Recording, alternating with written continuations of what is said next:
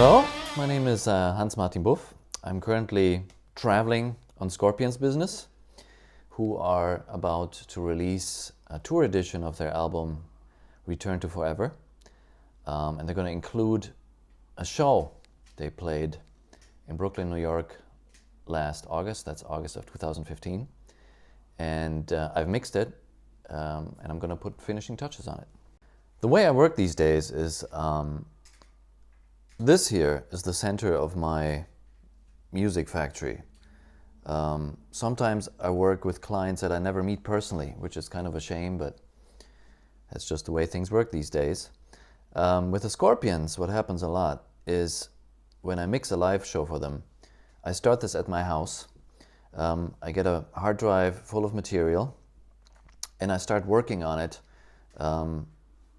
in my little workspace that I have at my house or wherever I am. It is really not important these days where I'm located. Right now I'm in a hotel room about to spend some time here for a different assignment. And later, ideally, I meet up with the artists, play for them what I did, do changes, make adjustments, and bounce it again within my computer. What I use to work and to mix is basically this laptop and Pro Tools. There is a collection of plugins that I use, some Avid, lots of others as well.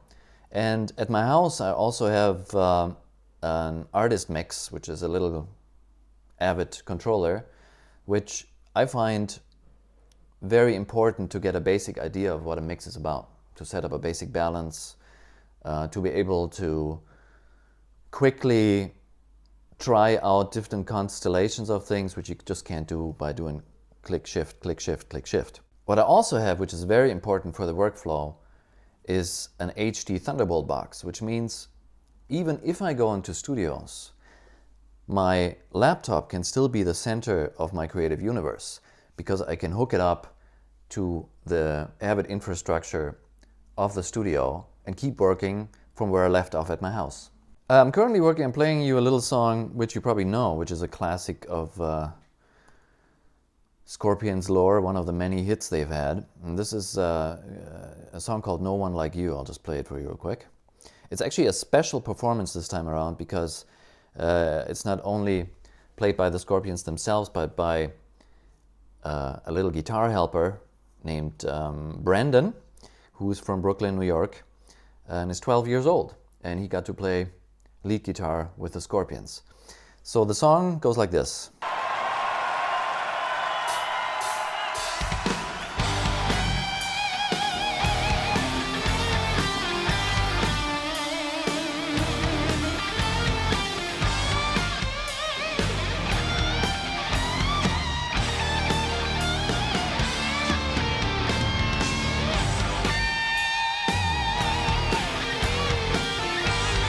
I'll just skip to a chorus so you remember it. Wasn't he the choice, I would say. Oh, give it to me, Brooklyn, come on! I can't wait for the night with you. Just imagine the thing we do. I just want to be loved. So the way I approach a live mix is at first completely different from how I would approach a regular studio mix, because it's a lot about cleaning stuff up. In a live situation, obviously you don't have the separation of sounds that you do have in a proper studio, and there's a lot of crosstalk. So you can't use the overheads of the drums like you would in a studio situation. There are things like, for example, the singer going, "There's no one like you," and then putting the microphone to the right, and all of a sudden you have a huge blast of cymbal noise in the singer's microphone, which will be a problem later on when I try to apply compression, equalization, whatever I want to do to make it sound good to the vocal. Because if I wouldn't clean that up, the cymbal would explode in the moments where the singer isn't singing. So what I really do when I have a whole show like this, which is about close to a 2-hour show, is I start cleaning up the individual tracks. So I actually go through the tracks, not that much with kick and snare, but for example with the tom-toms, which is, as you can see here, for example, I just use a little bit of them. Just play a bit of it. So I only have them when I really need them. I also go through the actual vocals and listen to each individual part, where it starts, where it stops, and I cut out the little bits in between. See if I can still find that for you. It's a big session with a lot of things. So in the end, what you actually hear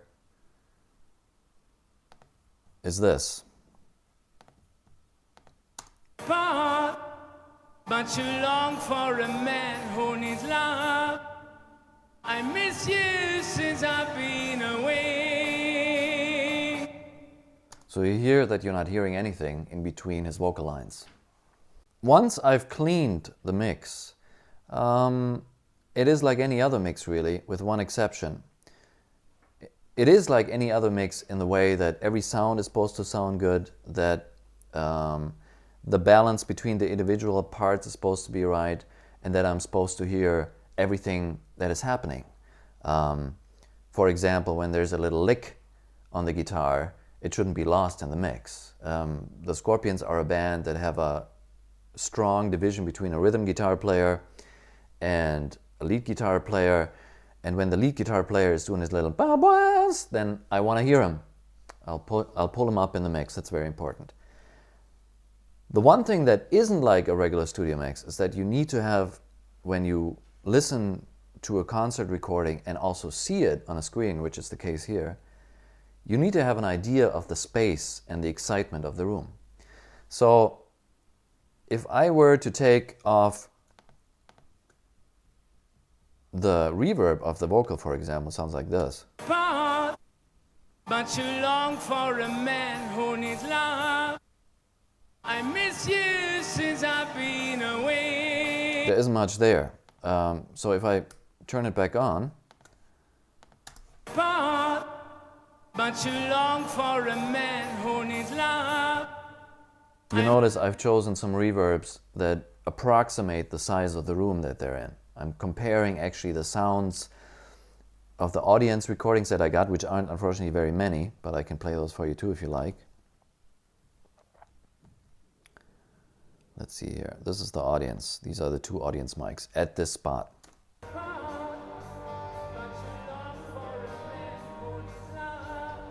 So I'm trying to find a reverb that kind of approximates that. What I also do, and this is my little bit of cheating with it, is I'm adding a bit of excitement because, you know, for example, at the end when there's a huge applause, this is actually the applause I got.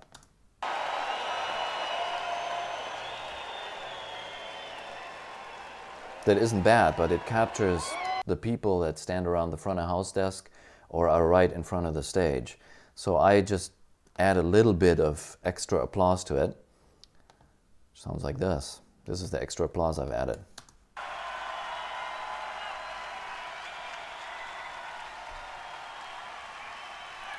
I'll play this the same spot with that applause and without. This is without. Isn't bad, you know, but this actually captures the excitement that you could hear if you were an audience member during the show, which is the point of this. I think the point of releasing a DVD of a concert recording or a CD or any format of a concert recording is to enable you to be part of it. So you need to feel the excitement, otherwise you could just listen to the record. There's a hell of a lot of inputs at a Scorpion show. I think it's around 60 something. I could look at it. And I get every last input that the front of house mixer got. Actually even one more, especially like with Brandon here. I got an extra recording, which I'm not sure if he had it. Brandon is the extra guitar player that played on No One Like You here. So I get every track that the front of house guy got. I do approach it somewhat differently because I think for me, the main difference between a studio recording and a concert recording in terms of drums is how I can use the overheads. When I record drums myself, or when I mix a well-recorded studio recording, I usually can use the overheads of the room recordings as the basis for the sound. So I can have like a couple of stereo sources that kind of define what the drums should sound like, and then I can define the direct signals to match that sound. This is not the case here. I have some okay recorded direct sounds with a lot of bleed, and the overheads are just really good for the cymbals because I have a ton of crosstalk on them. They don't have a lot of mids usually. You just get a lot of and that's all you get. So I need to find a way to make the drum kit bigger without the help of room sounds or overhead sounds. And I do use, more than I usually would, triggers. Let's look at the kick here, for example. I got two microphones from the actual recording, sound like this, which aren't bad, but I wanted a bit more definition. I also wanted to carry over some of the sound that the Scorpions have in the studio, so I added two samples that I triggered. This one and that one.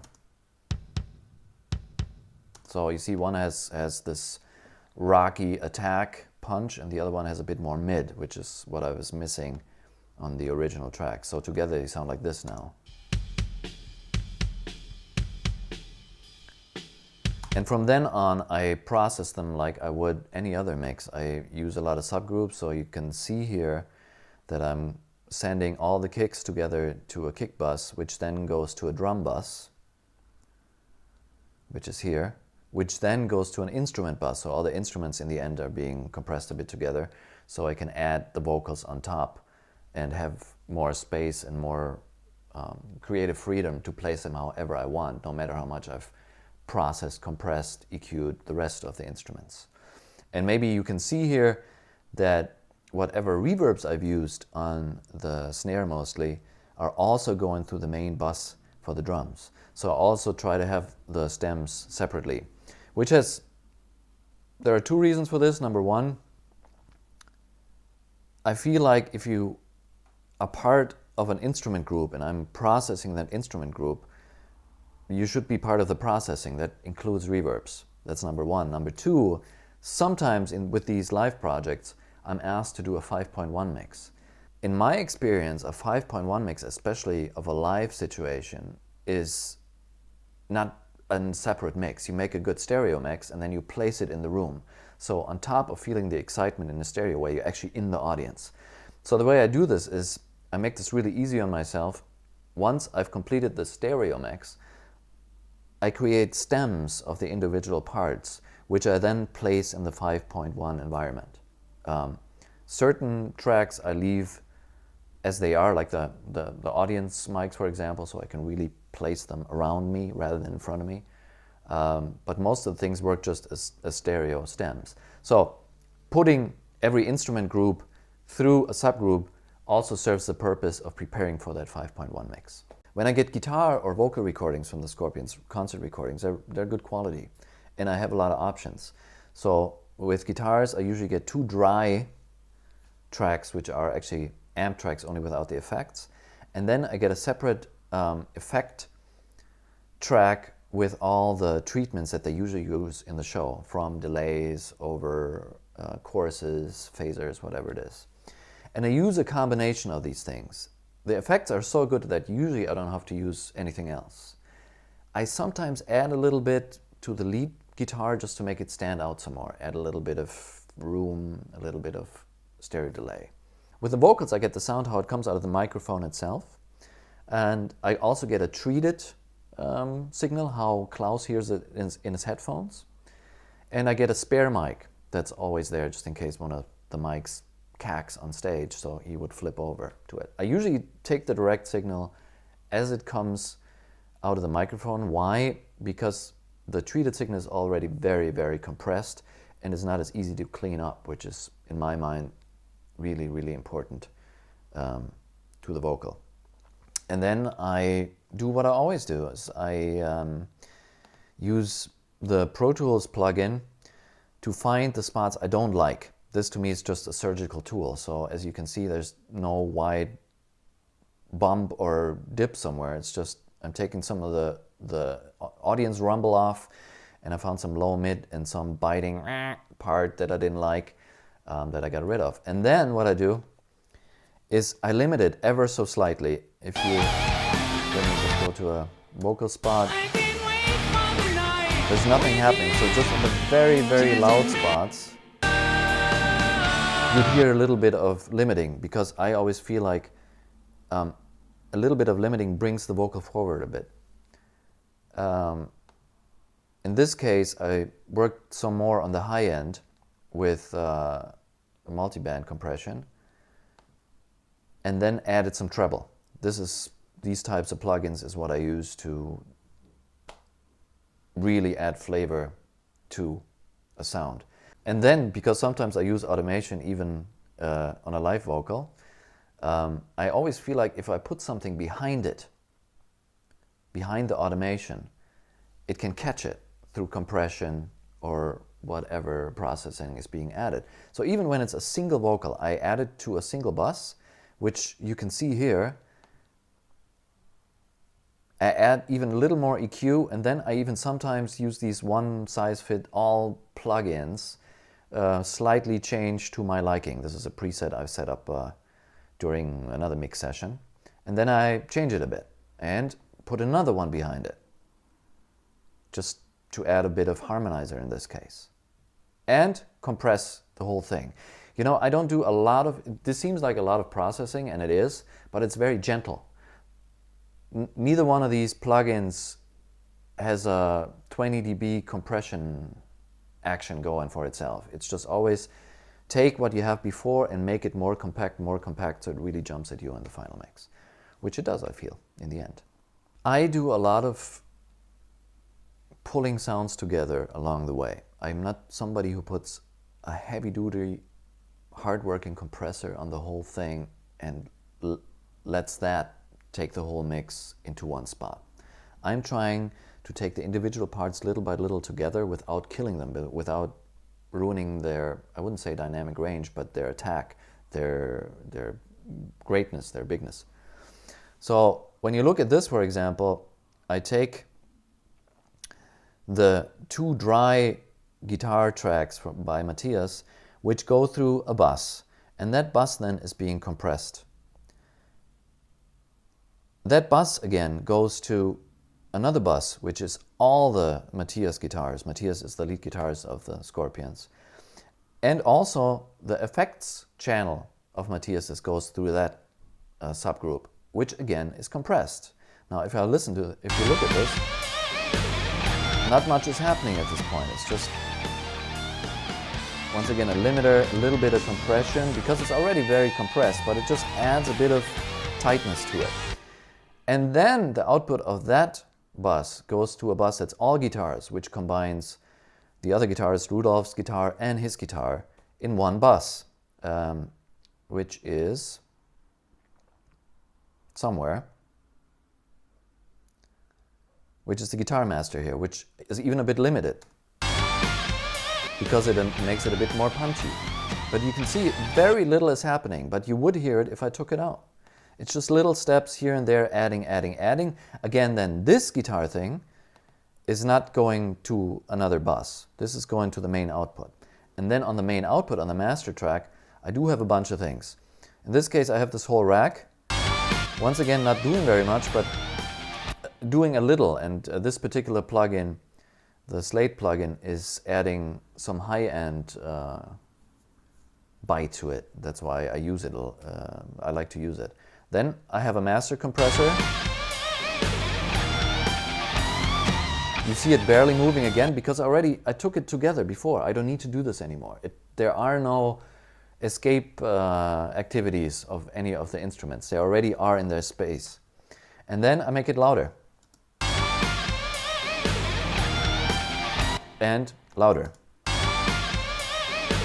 because loud feels good. Loudness war, they're back. People like things that jump at them.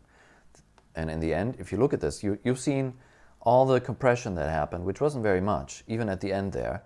And this is the result. You see? The loudness vibe, the felt loudness matches closely the actual loudness, which I think is an important thing. This song, No One Like You, was kind of special because they had a guest guitarist who's 12 years old. And in my mix, I could actually for once improve the front of house mix, because usually the front of house guy, of course, knows the song, knows what's going to happen where, but they don't know that with a new guitarist who plays for the first time on the song. Here's a spot where Brandon is actually playing a little lick. And this time I'll play you the original front of house mix as it came out of the board. So this is not a finished mix, but you won't hear when he's playing a little lick. Did you hear that lick? No, because the front of house guy didn't know that it was going to be there. So I made sure that all his licks would be audible. It's not like super loud, but it's there. So that's one of the things I always do, is I make sure that everything I see is also audible. That's very, very important in a live mix for a video.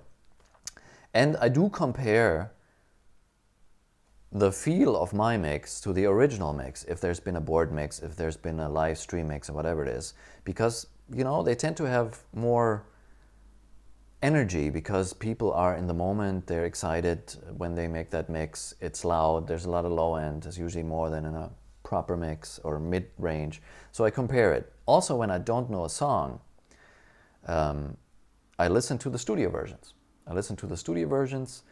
And pick out the parts that are special about the mix there. Is there a reverb opening here? Are the background vocals more important than usual? Is there a specific sound on the snare? Whatever it is. For example, there's a song by the Scorpions called Is There Anybody There?, which has a lot of backward snare on it. And then I try to incorporate that subtly into my live mix. I also talk to the front of house mixer and ask him for his specialties when he says, okay, on this song I use this delay on that and do this and that, and I try to recreate that to keep the feel of the live recording. It's wonderful that I can also fix a little bit, even when I have a finished live recording and I have the video, so I can't change anything like I could in a studio recording where nobody knows, is this the actual singer, is it something else? And I do very subtle updates, which I do with Melodyne, with the occasional copy-paste thing if the bass player hit the wrong note here, but not in the chorus before, so I certainly do that. But I don't do widely distorting things when I try to fix little boo-boos that are in every live performance, because you can only do it once. I started working in recording studios in 1993, which is a long time ago. And the first really big session I worked on was as an assistant on a session by a band named Live. And they had a very successful album called Throwing Copper. And I got to work on the recording of this. The producer was a famous guy named Jerry Harrison. And he showed up in his Saab convertible. And on the back seat, he had two huge boxes, which were the first Pro Tools system I ever saw. And we used it to great effect, not to record because the times weren't ready for that, but to do actually arrangement work, to extend intros, to fly things from here to there, and to also clean stuff, take buzz off guitar tracks and such. And since then, Pro Tools has been the program that's followed me through every studio I've been in. I've introduced it to Paisley Park Studios. I don't know if they're still using it there. And since I'm a man who works mainly with audio stuff, I haven't found a better program, and that's why I use it. When I started in my business, most major studios had SSL consoles. Why? Because they were interchangeable. You could go from Studio A to Studio B and just start working. And that's one of the things I love about Pro Tools. In many other programs, which I won't mention, it is really, really hard to go from one hardware to another, whereas in my program, I can take the center of my workflow and use it everywhere. Especially now that I have an HD Thunderbolt box, which I can hook up to any Avid interface on the planet and use my laptop as the center of my work activity. So I'm used to it, I'm really good at it, I think, and it's never let me down when it comes to sound, which is the most important thing. Pro Tools is the road I'm walking on, and it's going everywhere with me.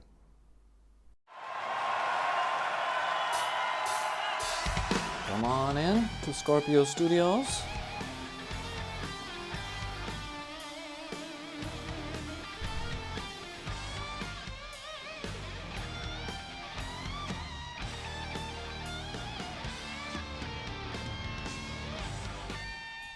We just arrived, so I'm gonna hook up my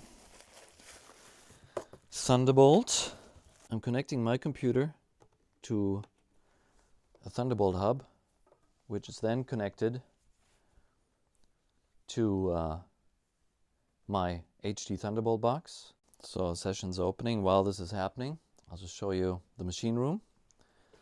So this is what we're working with here. A rack of nice HD X interfaces. So now that I have connected the HD Thunderbolt box to the studio interfaces, I have all the ins and outputs that the studio has to offer. And we're working with an SSL duality here. So now I just have to hook it up to the SSL's protocol, and then the board will be my controller at the same time. So that's what we're going to do.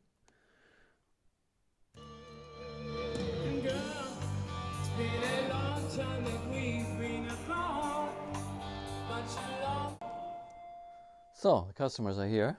Let's let them in. Can't wait. So this is the Brooklyn show, right? This is the Brooklyn show, and with your guest guitarist. And I took some care that, you know, him and Matthias don't interfere, but we hear the little licks he's playing when he's on his own. So. Okay.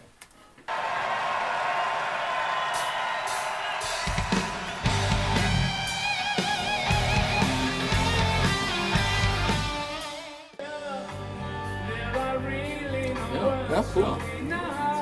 Sounds great. Yeah, it's crazy. So you can, you know, I started in the laptop, but I still have all the sound qualities that a great studio like this one can provide with the interfaces and the technical stuff, just by hooking it up. Oh, that's to amazing. this little box. Because in the old days, when you think you had to hire the Rolling Stone mobile or something.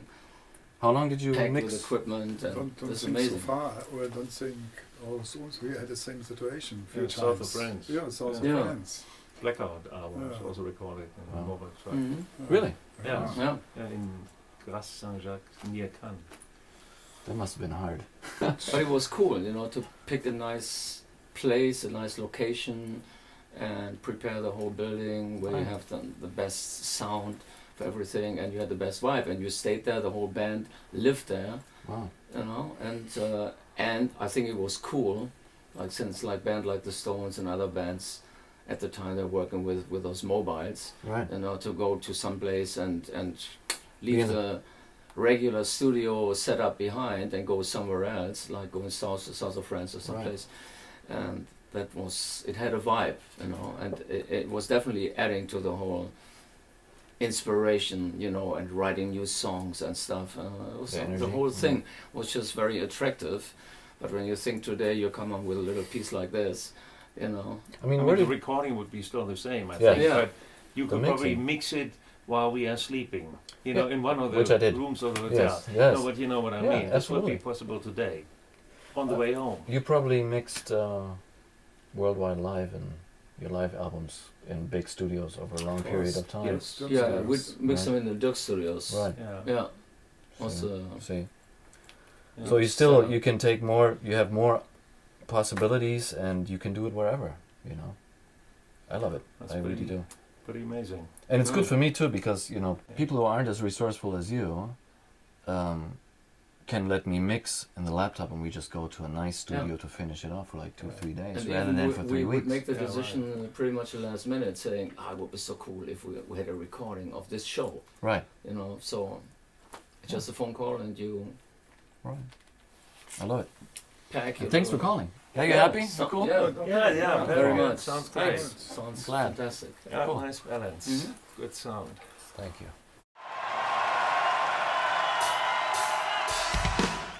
If you want to win this CD and watch the concert, then just sign up.